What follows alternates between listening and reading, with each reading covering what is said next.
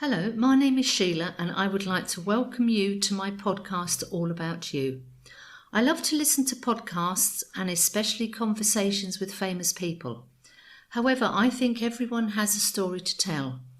Maybe a place you have visited, a hobby you enjoy, or anything that you feel would be of interest.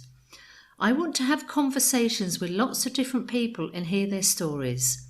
So if you have a story to tell, please contact me on my email allaboutyoupodcast@yahoo.com.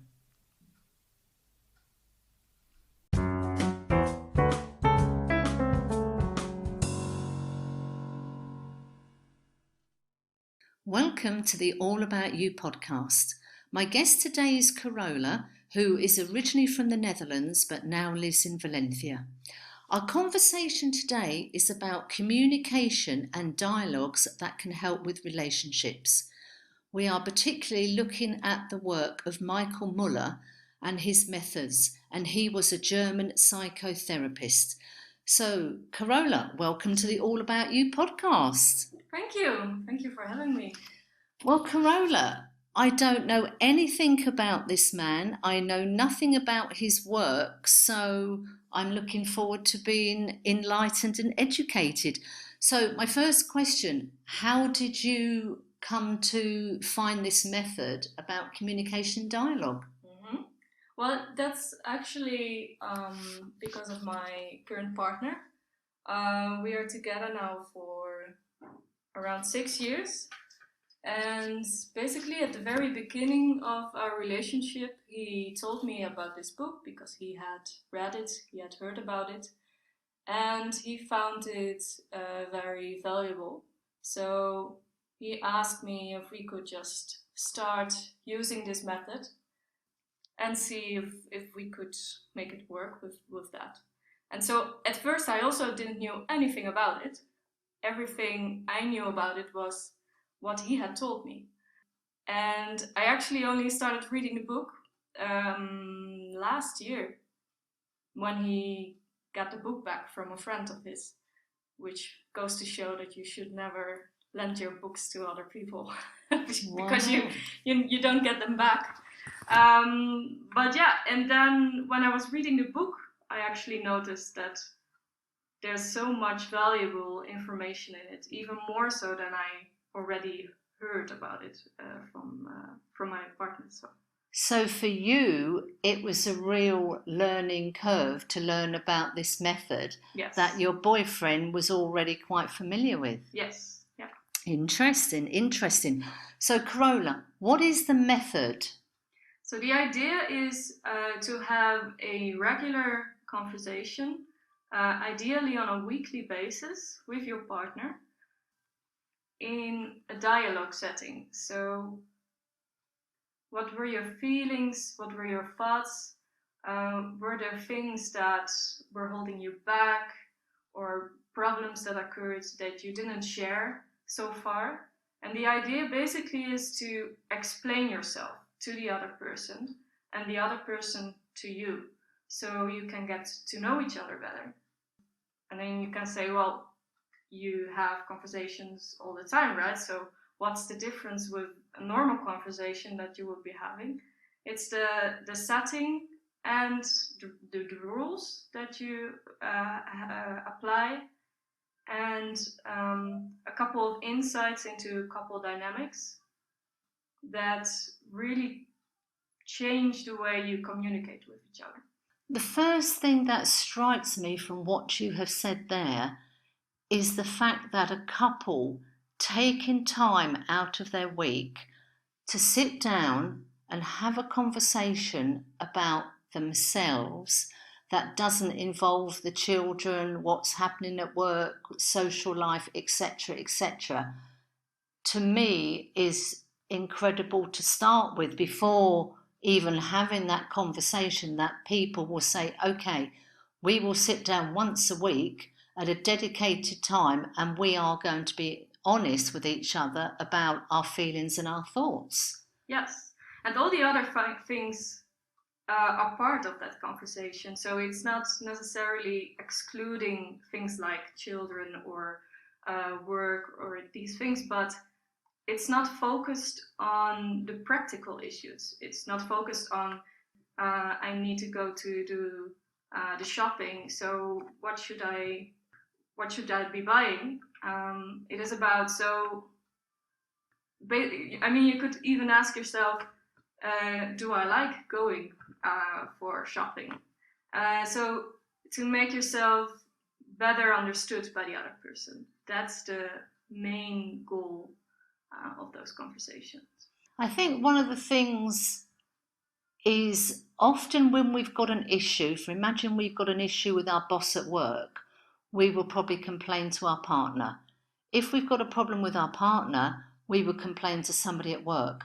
We tend to complain to the wrong person. Exactly. Instead of talking to our boss about issues with them or the work situation, we don't. We just tend to talk to the wrong person about a particular problem. Yes, definitely. I mean, I also before in previous relationships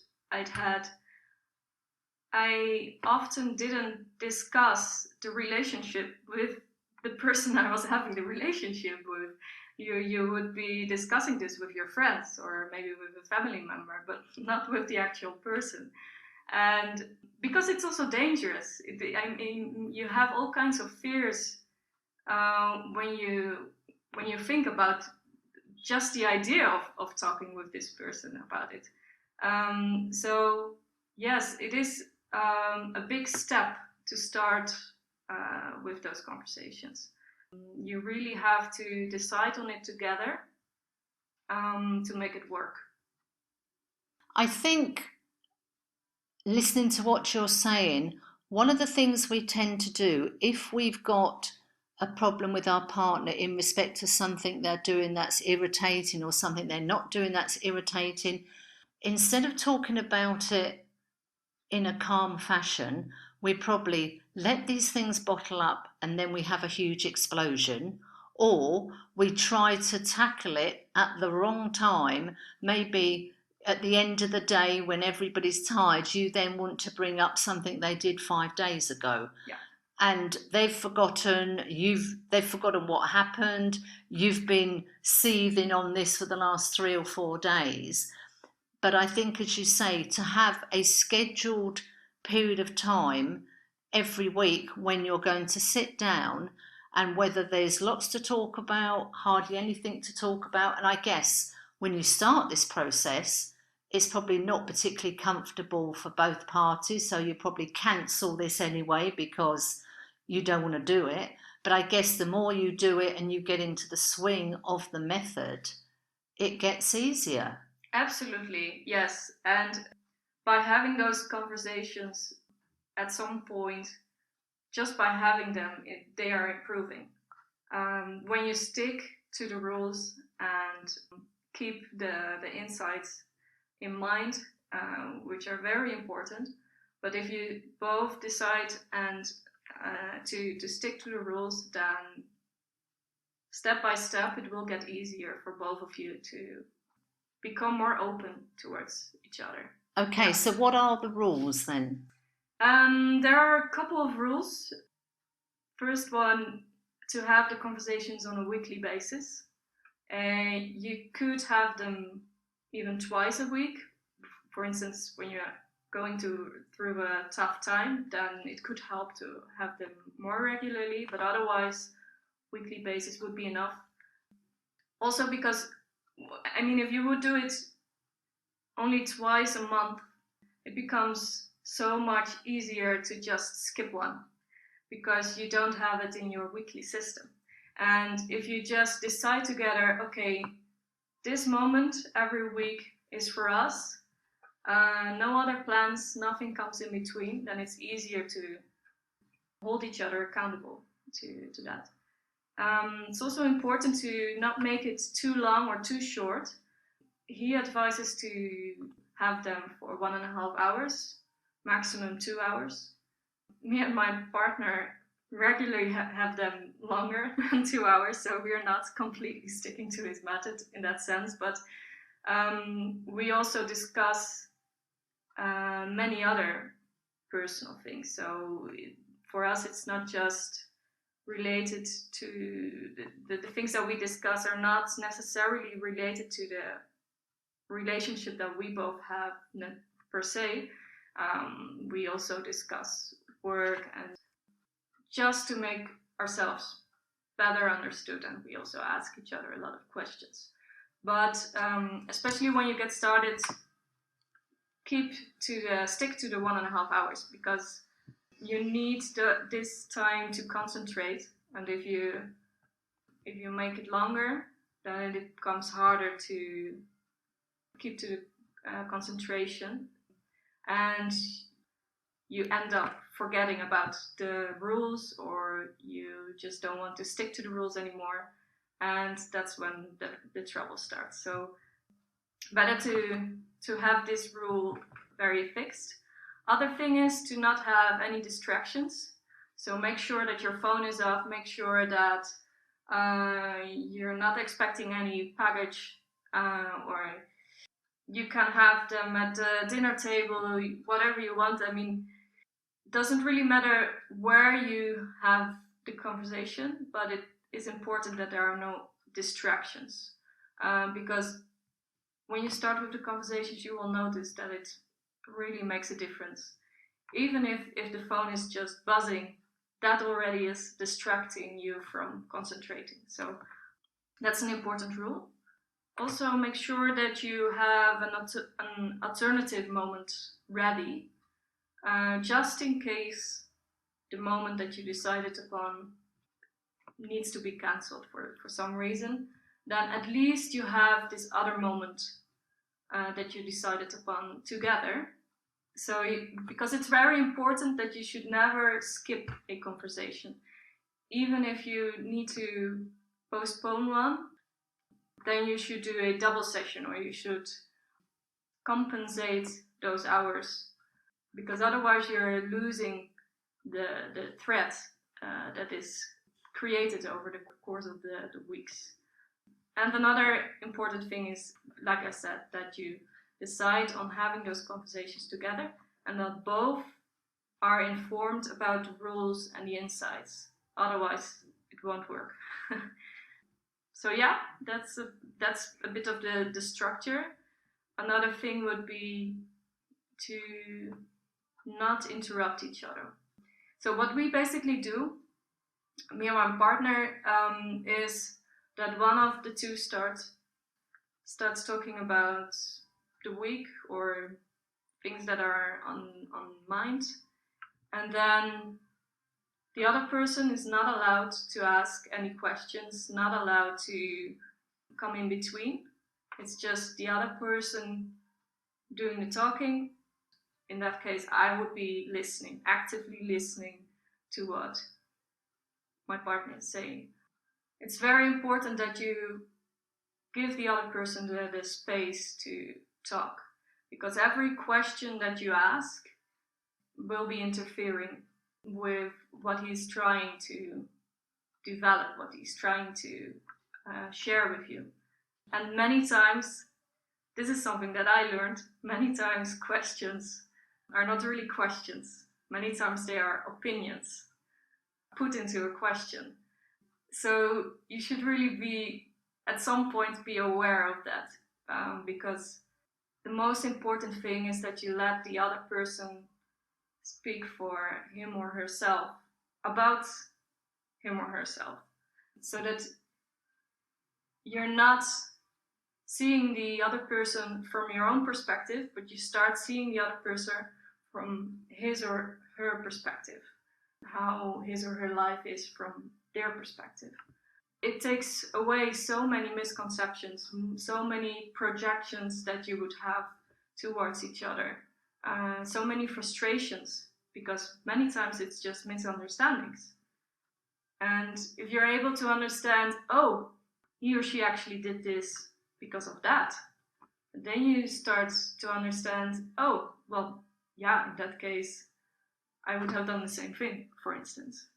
So you don't actually have a list of questions as such, it's just one of the partners starts talking, the other one is going to be actively listening, you're not allowed to respond, you're not allowed to defend your actions. So, for example, if the partner said, I felt really upset this week when XYZ happened, you're not allowed to come back to say, well, yes, maybe I didn't handle it correctly, maybe I did fly off the handle, but, I've had a stressful day at work, etc. So Yeah. you cannot defend your action, you've got to listen. And do you make notes of the points? Because when somebody makes a statement, your mind automatically is going, oh, right, yes, well, I said this, or I didn't do that, or I did this.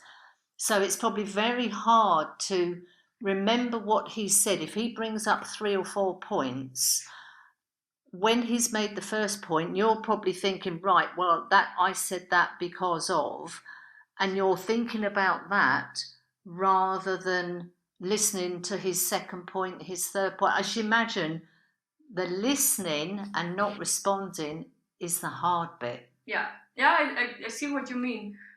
It's not that you're not allowed to respond, but that would be afterwards.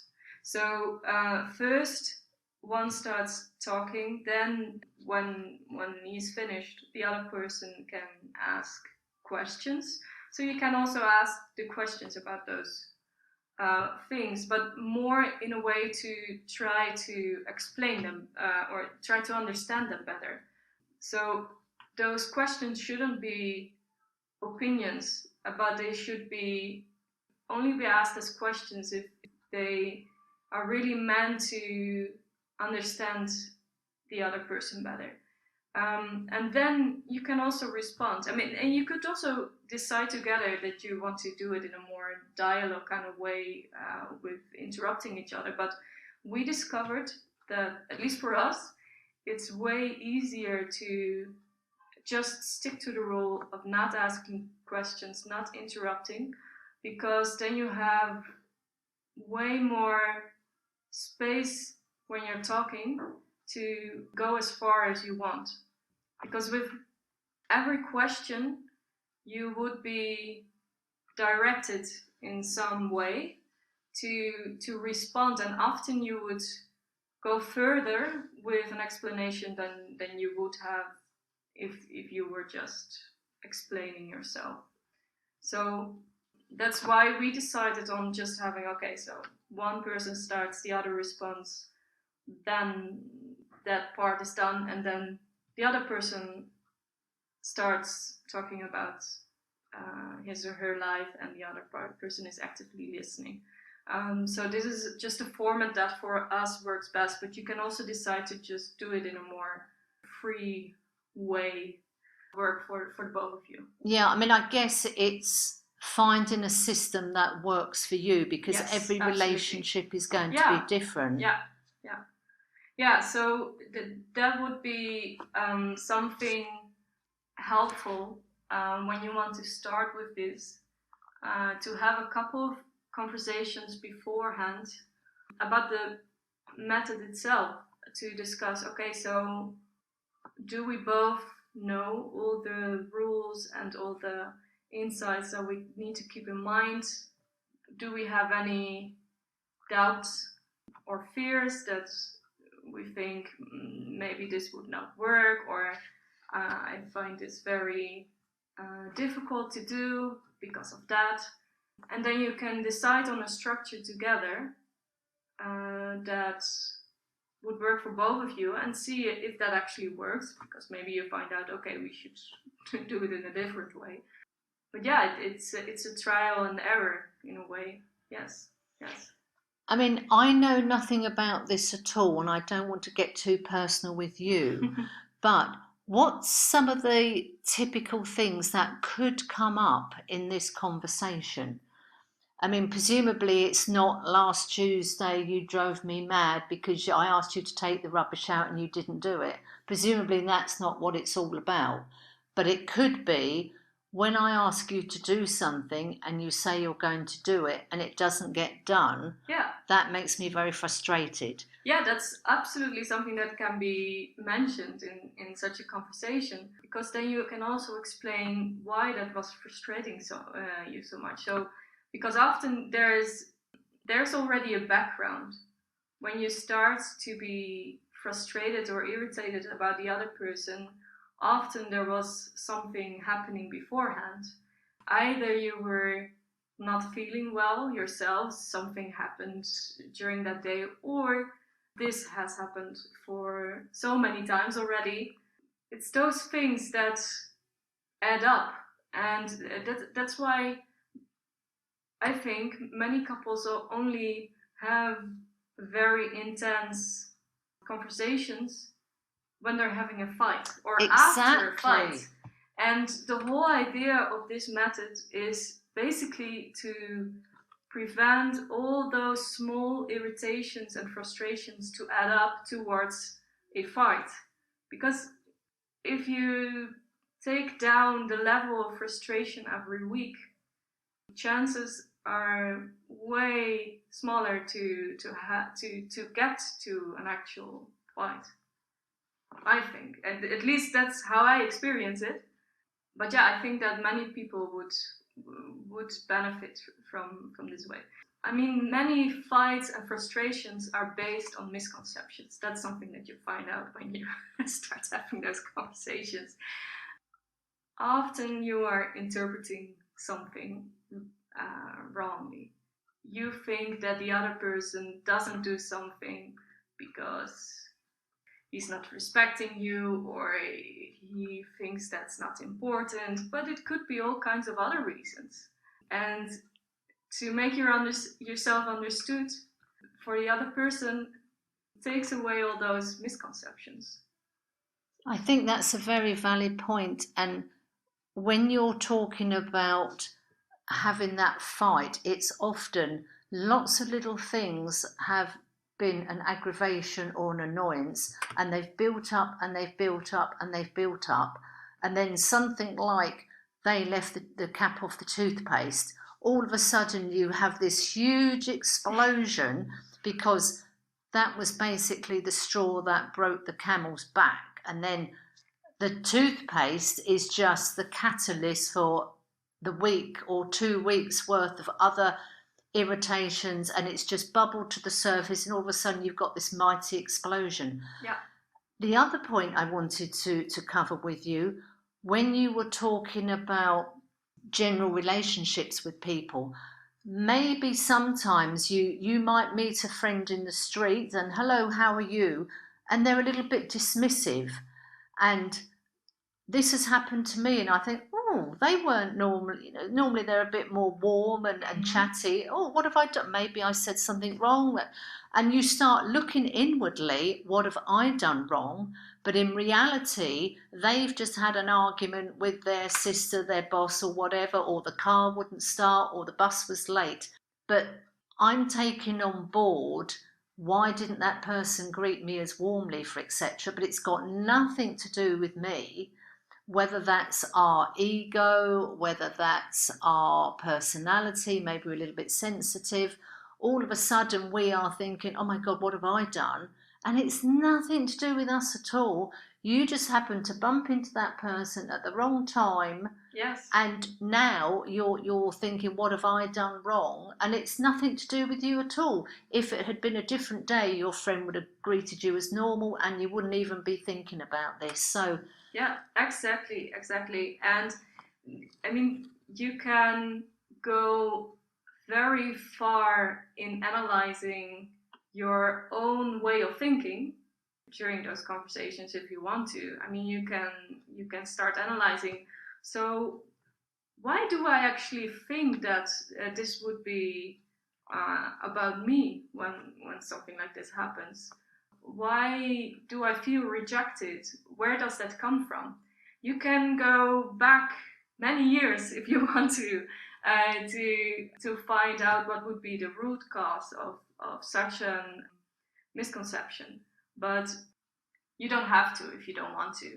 You can also just go and stick to the facts. The facts, or the things on the surface. You don't necessarily have to deep dive into every feeling that you're having, especially not in the beginning, because that would be way too intense to discuss.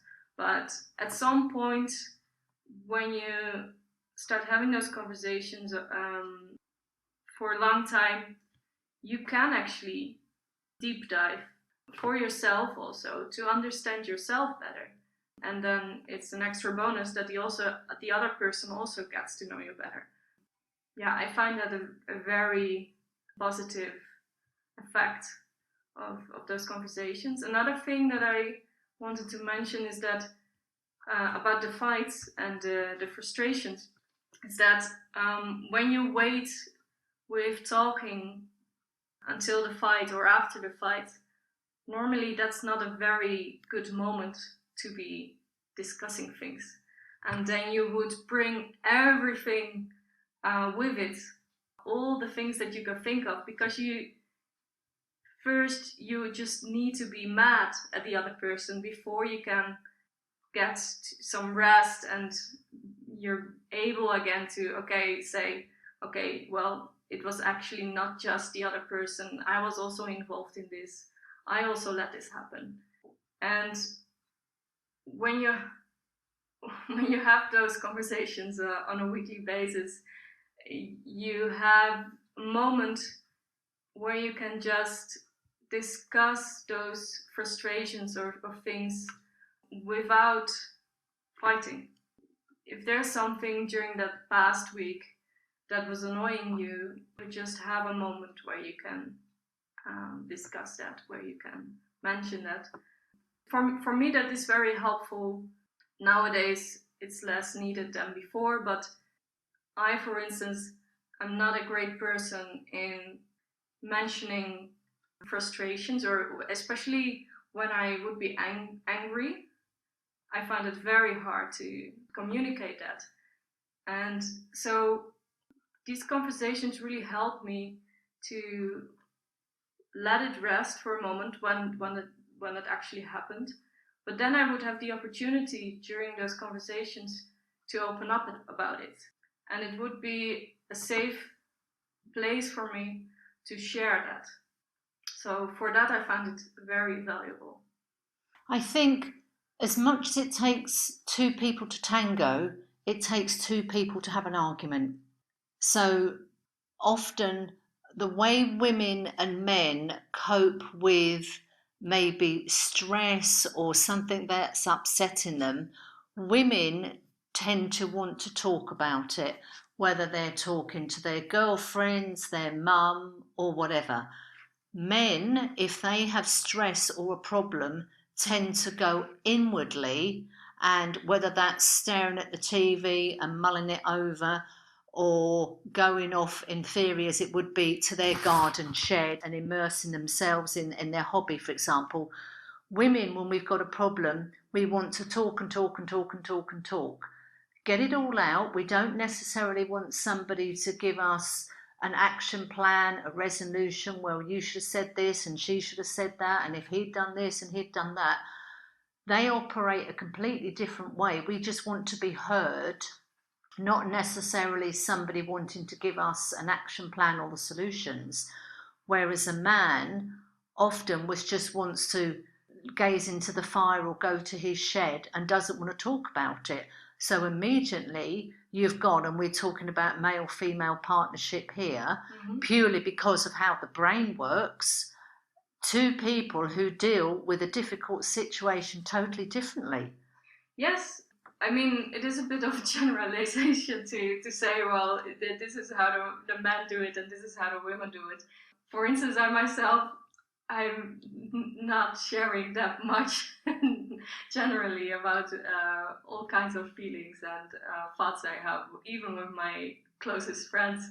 But what is very revealing with those conversations is that you find out that the other person is very different from yourself. And that's a very important insight to discover, because we always want to see the other person as being the same or doing the same as you do, and seeing the world from the same perspective.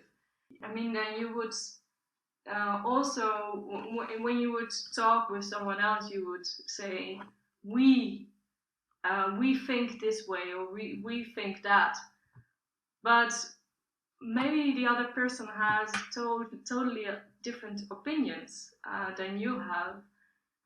They don't necessarily have to be the same, and it's very valuable to discover this, and not in the sense that you would say, okay, but if the other person is this different, then why would we be together? It's just a fact. You are different, but it's better to just acknowledge it and say, okay, yes, my partner tends to solve his problems like this. I tend to solve my problems like that. Both ways are fine. Both ways are equally good, but it helps to know what the strategy of the other person is. I think that's fascinating what you're saying there, Carola, because I'm just thinking about, say, for example, you're going to meet somebody at 4 o'clock. You get there at 4 o'clock, 4:05, you're still waiting, 4:10, you're still waiting. The other person is late. You've no idea why, and especially with mobile phones now, they can't, or they do have the opportunity to send you a message or phone you to say you're stuck in traffic or you can't find where you're supposed to meet. You're standing there thinking, okay, we both agreed 4 o'clock. So we both have got the same piece of paper with the time on and we know what our plan is. One person can make it, the other person can't, but they haven't let you know. If they let you know, then fine, you respect that. But if they don't and they turn up at 4:15 and don't even acknowledge they're late, Mm-hmm. I can see how the resentment could be very easily and escalate, because one person is, okay, you said 4 o'clock, I respect you and your time, I'm going to be here at 4 o'clock. If the other person doesn't acknowledge there was a problem with, couldn't find the place, the car wouldn't start, is just purely late, but doesn't apologise or acknowledge that, and they just, well, I'm here, aren't I? And that is enough of an apology. I can see how that could easily cause problems. One person sees it as an act of disrespect, and the other person is, well, I'm here. What's the problem? Yeah, there you have two very different visions of the same situation. To solve such a situation, be also up for both both of those persons, because it's not just that the person being late should be the one saying, hey, I'm sorry I was late. It's also up to the other person to say, hey, I really don't like that you are late. Because the other person might not even recognize or notice that you are being angry, that you're being frustrated about the fact that maybe he doesn't even think that he's late. So the accountability goes both ways, that you have to make yourself understood. If you're frustrated about something, you have to share that, and not keep it to yourself. Otherwise, the other person cannot take a stand in that and say, I mean, if you're not aware that the other person is frustrated, you cannot try to solve that situation either. And the interesting thing with what you're saying there, if the person who's been there at 4 o'clock does outwardly give the impression, oh, you're here, that's fantastic, but inwardly they are seething, angry, they feel disrespected, they feel hurt, you've got this outside persona which is false, because inside you just feel so hurt because you think, well, they obviously don't care about me, they're disrespecting my time, and they don't even realise what they've done, and that's how resentment can start. Absolutely, yes. That's why I say it comes from the accountability goes both ways. Looking at this then, Carola, this method can be used equally with male female or romantic conversations and partnerships and Mm-hmm. relationships. because maybe if you're living together with another person, you're sharing a flat with a group of people, and one person is very tidy, the other person is a slob, for example. Yes, they are two extremes, but understanding, okay, the other person, if I'm sharing this space with you, I don't want to live in a pigsty, but the other person might think you're a clean freak. So it's really sitting down and saying, okay, we may be different ends of the spectrum, but we need to meet somewhere in the middle where we can have this living together relationship. So it's not necessarily a male-female partnership or relationship. No, absolutely. You can, I think, be also really valuable to have such conversations with kids. If you have children, I don't have children, so I would not know how that actually worked. But I think that if I would have children, that I would definitely try to incorporate those conversations, because you might be able to discover things that you would never have thought about, that would be on the mind of the other person. So with kids, but also with parents, when you, as an adult, you can have those conversations with your parents to get to know each other better. With friends, I mean, I guess looking at this method, it's about honesty. Absolutely. It's about making the time on a regular basis to sit down, no TV, honour that time and that space to say, okay, whether you just do it for the 1.5 hours, or whether you initially start off, okay, let's just sit and see where this goes, and you get into your own routine of it. But I think, as you say, taking the time to look and listen to the other person's point of view is so valuable, because we can have the same situation. We can look at a situation here, you and I, and we may interpret that situation totally different. And one of us might be, there's no one of us is right and one is wrong. It's just our perception, it's our beliefs, it's what we find acceptable, our morals, our judgments, etc. The same situation, but maybe we've got two very different views of what's happening in that situation. Yes, absolutely. Yeah. This is fascinating. I really didn't know what to expect with this conversation, because I don't know this author or the book at all. And obviously we'll put the links in the podcast to the book and the author. But I think it's so interesting, the points you've covered.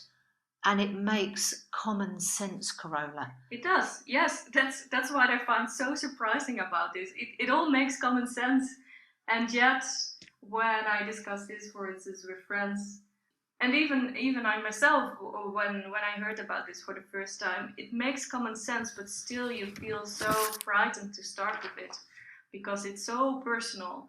And I've heard it from friends as well, that they wanted to start with it, but then their partner didn't want to, or they had some trouble finding a good way of starting. And I think it's such a pity that this author is German, and I have a Dutch version of the book. But apart from that, you cannot really find any information about it. Only in German, because there are some German websites, and it's more common method in Germany. But apart from that, you cannot really find any information about it. I mean, if someone is listening that wants to make a translation of this book, please do so, because I think that many people could benefit from it. I think when we first talked about having this conversation, the podcast, I did start looking for information on the internet, and there is nothing in English. Mm-hmm. And the thing that amazed me at the time, I thought, well, there wouldn't be, because English people are renowned for our stiff upper lip, and we don't show emotion. And it's interesting, living in Spain like we both do now. I've had so many conversations with Spanish people, and one of the comments is, Sheila, you're so funny. And what do you mean I'm so funny? Well, you're supposed to be quite cold and standoffish, and and this and that. I'm like, no. And they said, yeah, but you're really funny and you've always got something to say and you're quite open. And I think particularly Spanish people look at the British people as we are quite stand back, we've got quite the poker face, we're not kiss kiss, we shake hands, we're all very formal. So I'm not surprised there's not an English book on this method. It seems a complete shame that there isn't, and I'm sure somebody should be translating this into the English language. Absolutely. Yes. Yeah, but even the Dutch translation, everyone I've talked to about this, they don't know about this book. They don't know about this method. I mean, Dutch people have the reputation of being quite direct in talking, and yes, in a way that's true. But at the same time, I know so many people who are not able to express themselves, also Dutch people. So I think this method is not just something for Germans or Dutch people, or I think that every relationship could benefit when you decide to stick to the rules, stick to the insights that it provides, and you gain so much from it because it's not just developing your relationship, it's developing yourself, it's development of the other person, and that's valuable for the rest of your life, for both of you. I understand the fear, and I had the fears myself as well at the start, but it's so worth it to overcome them. I mean, I just want to mention one thing. Carola very kindly has typed out 4 pages condensing this book for me. And I've read through the notes several times. And one thing is, I kept looking for the questions for this particular method. And I thought, well, hang on a second. Carola's obviously missed the questions that you would ask in this communication session. Now we've been talking, there aren't any questions because that's the whole point. We've got a structure and we've got guidelines, but it's up to you as two people what you talk about. It's not a case of how do you feel at the moment. Well, I feel fine now, but if you asked me last Wednesday when you left the tube off the toothpaste, I would probably have committed Harry-Carry. The whole point is there are no questions. Mm-hmm. So that gives you chance to develop the conversation without question number 1, question number 2, question number 3. So I think I missed the whole point because I kept going through the page. Where are the questions? There are no questions. Because when we talked about the structure and setting the schedule, okay, well, there must be some questions here somewhere. But I missed that whole point, didn't I? And I'm sure most people would do the same. Yeah, maybe. Actually, by now I do have a couple of questions in my box for the conversations. But that was developed over the course of many weeks. Basically, because I just have a couple of things always want to sense check on with the other person. So if that was not really mentioned in some way, somehow answered in the talk of my partner, then I would ask things like, did you feel loved this week? What a brilliant question! Oh my God! I mean, and that can just bring up so many new things. I can always ask something like, was there something that this week that really frustrated you about me? Another great question. Also very obvious. I mean, you could ask those questions anytime, but you never do. No. And they are so valuable to have the answer. Also for the other person about him or herself, to know what the answer to that question is. I mean, you have to be open to it. You need to be willing to answer such questions. In fact, well, you actually don't. You can ignore questions because you're not you don't necessarily need to answer the questions if you want to. You can decide yourself, but it absolutely helps if you have the most open approach in those conversations for both of you, for the relationship.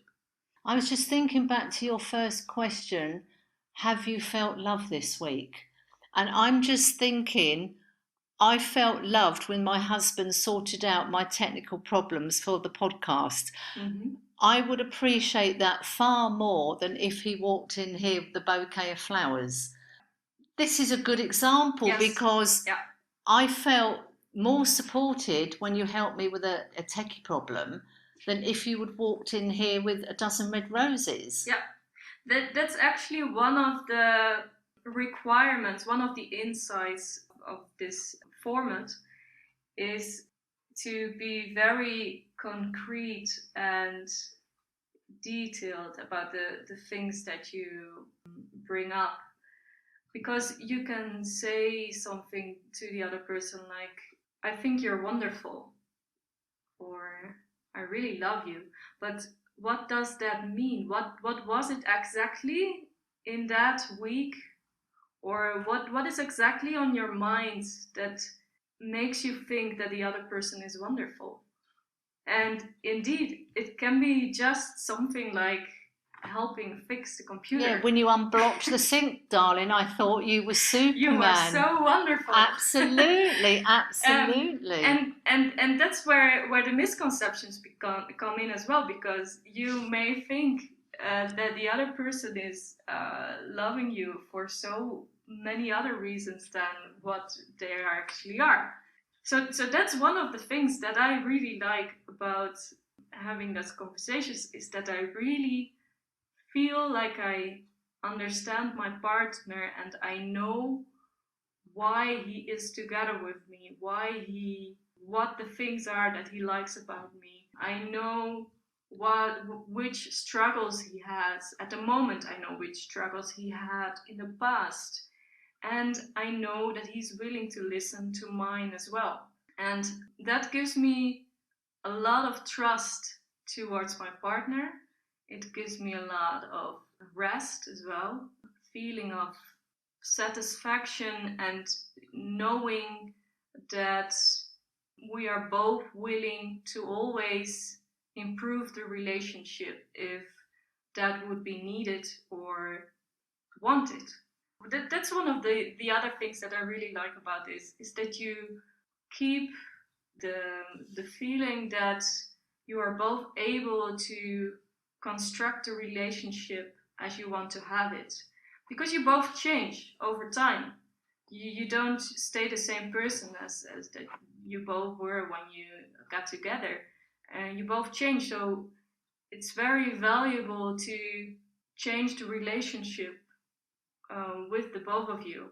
You might have different needs later on, you might have different wishes or different problems going on, and knowing about those of your partner helps you to stay aligned over the course of the years. Listening to what you're saying, for example, if we go back to, did you feel love this week?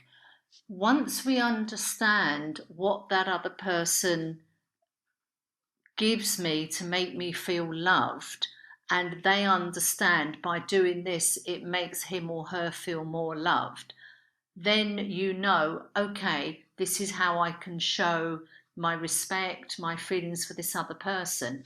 And a two-way street, you both understand that with each other, that has got to make the relationship better, because you know what you can do to make the other person feel more loved. Yes. Which has got to make the relationship stronger.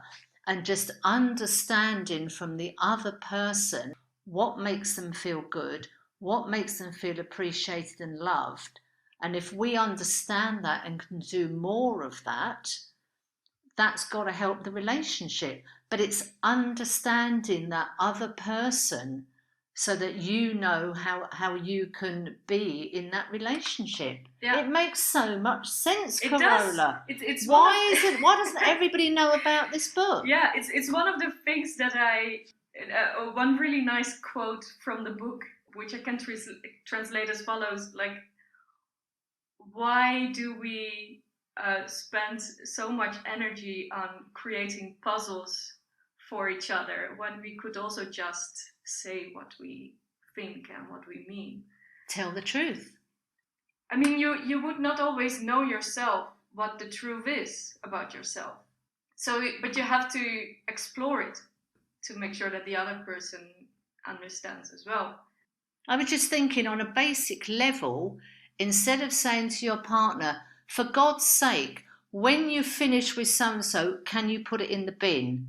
Is very different to saying, I found this and I've put it in the bin. That's probably the best place for it, or something. So instead of sort of erupting and making them feel bad, by changing your vocabulary, can avoid confrontation in the past. If we are honest and saying, it drives me up the wall, you leaving the tube off the toothpaste, you could say, look, I found a new toothpaste here and it doesn't have a cap, it's got a pump.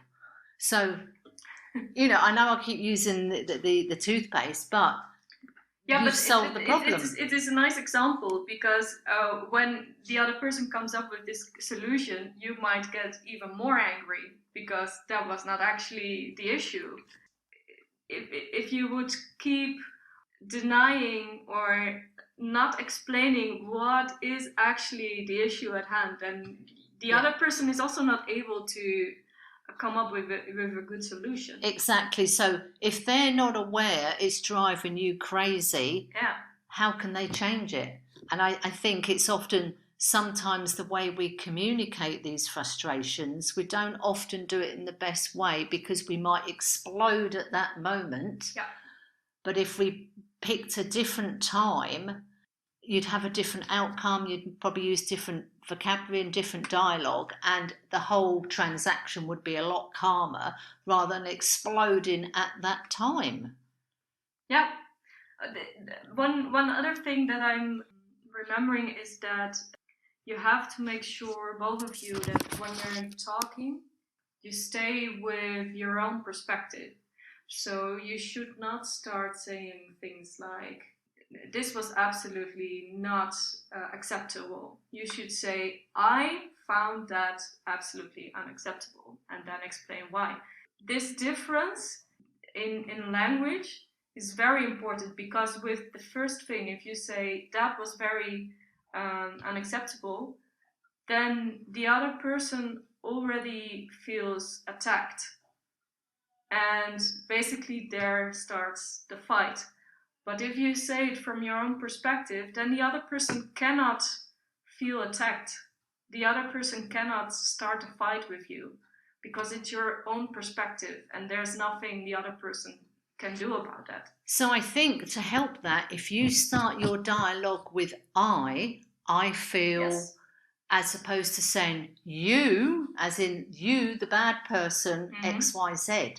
So every sentence is coming from your perspective, your opinion, your feelings. I feel like this is how I felt, rather than you are the bad guy.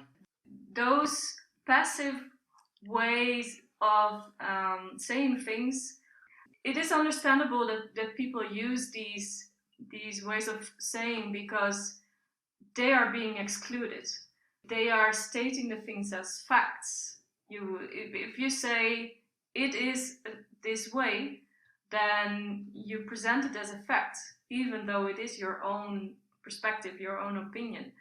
And obviously, it feels more important to mention things as facts than it sounds more valuable. But on the level of having a good relationship, it's way better to stick to yourself. To wrap this whole conversation up, we've got the phrase here, you are 100% responsible for 50% of the relationship. That blew my mind. Yes, to me as well. It's actually not from this book. Well, wherever you got that from, Carola. But I think it's just very that much in line summarises with, the whole with this thing. whole method. Is this is just everything. You are 100% responsible for 50% of your relationship. You cannot be responsible for 100% of your relationship because the other person is involved as well. But you are 100% responsible for your part of the relationship. And so you cannot blame the other person for all the things that are going wrong in the relationship. And this becomes very apparent when people are breaking up. You would often see that one of the two would be the victim and the other person would be the bad guy or the bad person. But it's a two-way thing. The victim was also part of that. It was involved as well. And I think, especially if you choose to take quite a passive role in your relationship, not mentioning what you're feeling, not mentioning what's going on inside your mind, then you are being active as well in another way, because it's your decision to be passive. It's your decision to not be involved. And so you're still 100% responsible for that part. Yeah. So for a healthy relationship, it is your responsibility to be honest, be open, and hopefully with the other person as well. And then on the basis of that, the relationship is strong because you both understand each other and you have a safe space. You've created a time to sit down and talk about these things. So you're understanding each other's feelings and opinions. Things can be sorted in an organised way rather than having sort of mini explosions and fights and arguments. So Carola, just to round this up, this conversation, have you got any last comments or points you want to make on this? Not really. I would just very much encourage people to give it a try and to find as much information about it. And when you start, make sure that you decide on it together. Don't throw it on the other person, like saying, hey, we should start doing this. No, mention it as an option. Mention like, hey, I heard about this thing and I found it very interesting. Could you have a look at it and see what you think? And then we can have a conversation to see if this is something that we would actually want to explore. I think that would be a good way to get started, because the beginning is the most difficult, I think. Yeah, I can certainly understand that. So you are 100% responsible for 50% of your relationship. Mm-hmm. I think that is absolutely brilliant. Carola, thank you so much for coming up with this topic. I am just so enlightened of things that are pretty obvious, but I think we've also touched on a lot of the complexities of relationships, whether that's male, female, romantic, or whether that's with your friends, misunderstanding. Carola, it's been an absolute eye-opener. Thank you so much for being a guest on the podcast. Thank you for having me. You are very welcome.